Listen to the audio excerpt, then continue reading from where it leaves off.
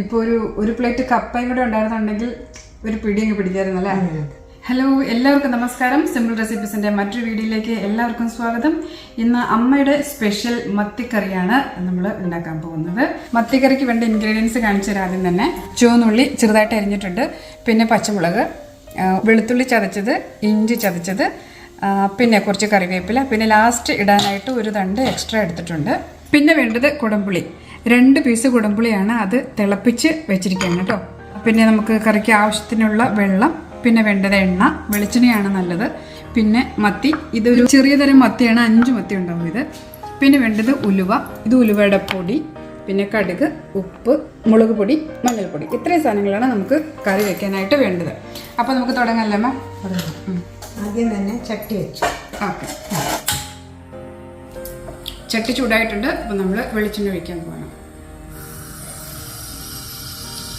ഇത്ര വെളിച്ചെണ്ണ മതിയോ? അത്രയും മതി. 1 സ്പൂൺ കടുക്, 1 ടീസ്പൂൺ കടുക്,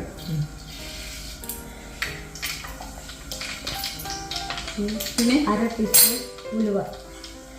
ഉലുവ, ഈ ഉലുവ പൊടിക്കാത്ത ഉലുവല്ലേ? പൊടിക്കാത്ത ഉലുവ 1/2 ടീസ്പൂൺ, കുറച്ചിട്ടാൽ മതി. 1/4 ടീസ്പൂൺ, കാരണം കൂടുതലേക്ക് വന്നു കഴിഞ്ഞാൽ കയ്പുണ്ടാവും. അതുകൊണ്ട് കുറച്ച് 1/4 ടീസ്പൂൺ ഉലുവ ഇതിലേക്ക് ഇടാൻ പോകണം. ഉലുവ ഇപ്പം മൂത്ത് വന്നിട്ടുണ്ട്. അപ്പോഴേക്കും നമ്മൾ ചതച്ച് വെച്ച ഇഞ്ചിയും വെളുത്തുള്ളിയും കൂടെ ഇടാൻ പോകണം. ഇനി അടുത്തത് പച്ചമുളക്, ഉള്ളി, ചെറുതുള്ളി അറിയില്ല.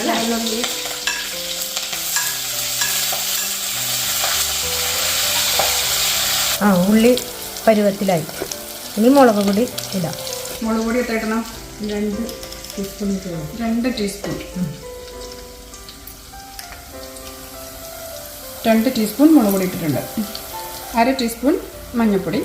എന്താണ് ഇനി പുളിവെള്ളം ഒഴിച്ചോളൂ. പുളി അതിനകത്തേക്ക് ഇനി കുറച്ചുകൂടി വെള്ളം ഒഴിച്ചോളൂ. അതെയോ? കുറച്ച് കറിവേപ്പിലയും കൂടെ ഇതിലേക്ക് ഇടാം അല്ലേ? ഇത് തിളച്ച് ഒന്ന് കുറുകി വരണം. ഇതിപ്പോൾ നന്നായിട്ട് തിളച്ച് കുറുകി വന്നിട്ടുണ്ട്. ഇപ്പം മീനിടാറായോ? മീനിടാറായി.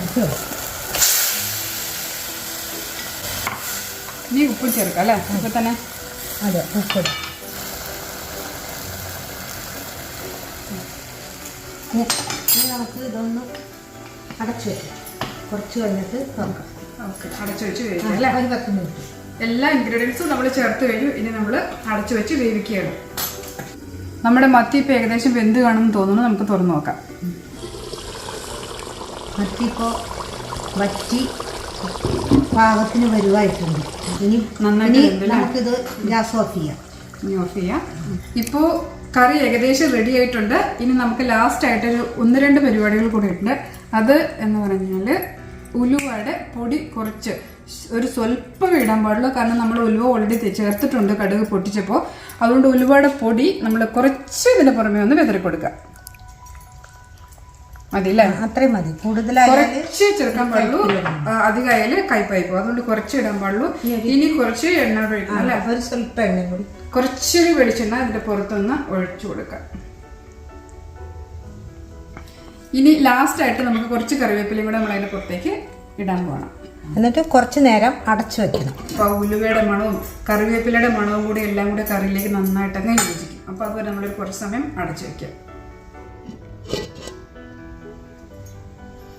ഇപ്പോൾ നല്ല എണ്ണയൊക്കെ തെളിഞ്ഞ് നല്ല പാകത്തിനായിട്ട് വന്നിട്ടുണ്ട് അല്ലേ?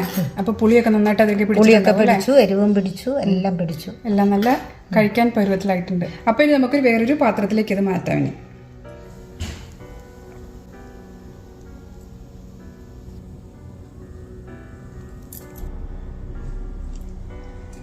നല്ല സ്റ്റൈലൻ മത്തിക്കറി ഇതാ റെഡി ആയിട്ടുണ്ട്. ഇപ്പോൾ ഒരു പ്ലേറ്റ് കപ്പയും കൂടെ ഉണ്ടായിരുന്നുണ്ടെങ്കിൽ ഒരു പിടിയങ്ങ് പിടിക്കായിരുന്നല്ലേ? അപ്പോൾ എല്ലാവരും ഇതുപോലെ ഒന്ന് മത്തിക്കറി വെച്ച് നോക്കുക, എന്നിട്ട് അഭിപ്രായങ്ങൾ അറിയിക്കുക. അപ്പോൾ മറ്റൊരു വീഡിയോ ആയിട്ട് നമുക്ക് വീണ്ടും കാണാം.